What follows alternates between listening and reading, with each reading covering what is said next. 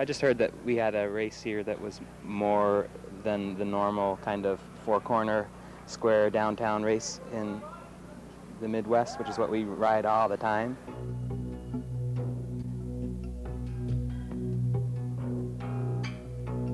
From all across the world, cyclists ride to Burlington for the ultimate race. Ripley's Believe It or Not calls this street the crookedest in the world. 5 half curves, 2 quarter curves, over 275 feet. Racers, start your engines. This is the Snake Alley Criterium. And this is a chance to do something in an extraordinary little town and on a circuit that is not, there's no comparison in the Midwest for sure for this kind of weird course.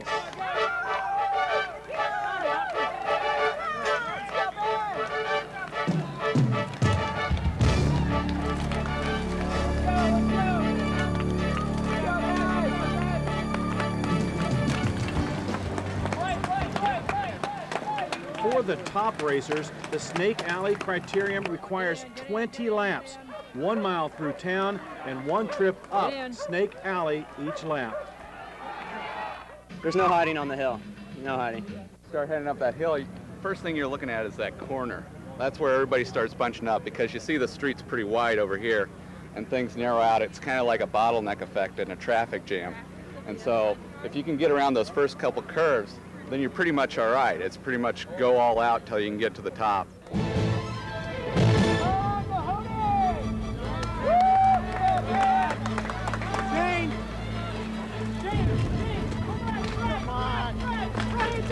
Anticipating wrecks. Usually on the first lap everything's bunched up and so people kind of fall over. You want to be able to find an exit to get out.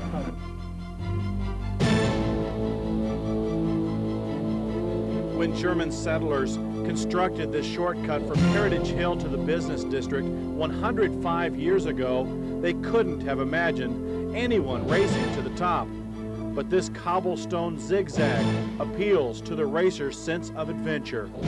You know, you don't want to do it when you're done. You don't want to think about next year, but then the week before it starts coming, it's fever. It starts hitting like fever.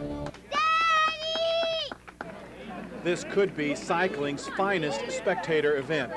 More than 100 of the best attacking Snake Alley. You're the man, go, man! Keep it going! Let him sprint, Corey! Get back up and nap! Get back up there with nap! Well, it's always the best to take advantage of it when everyone else is hurting. Kate was the 1997 Under-23 National Road Race Champion.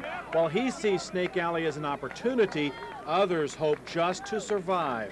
I try to minimize the amount of pain I have to go through, and to do that, you got to stay near the front the whole time, fight like hell for the first couple of laps to get established in the lead with the leaders. From the start of Snake Alley to the top, that's your life, and you come around again and you're reborn for another climb.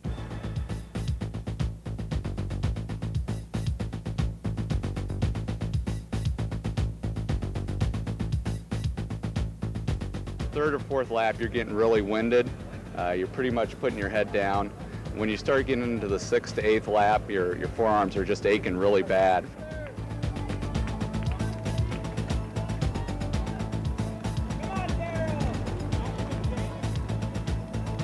Oh man, the sweat's coming off their face, their mouths are, at first look, it looks like they're smiling coming over the top, but they're really just putting out all the effort that they possibly can.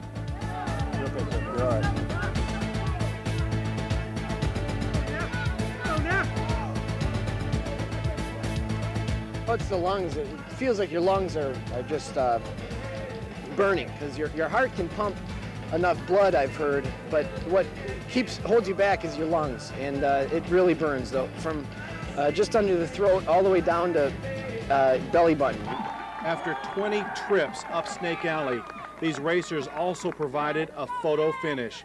Down off Heritage Hill, down by the river, and back through the downtown district. Mark Quebecus and Steve Kate produced a photo finish. After 20 miles of grueling racing, Quebecus and Kate finished just inches apart, and Quebecus held on for the win. It's really painful going through it, but before and after the anticipation is really great, and of course after you're done with the race, it's always very satisfying because it is such an interesting course and a great event with all the people too.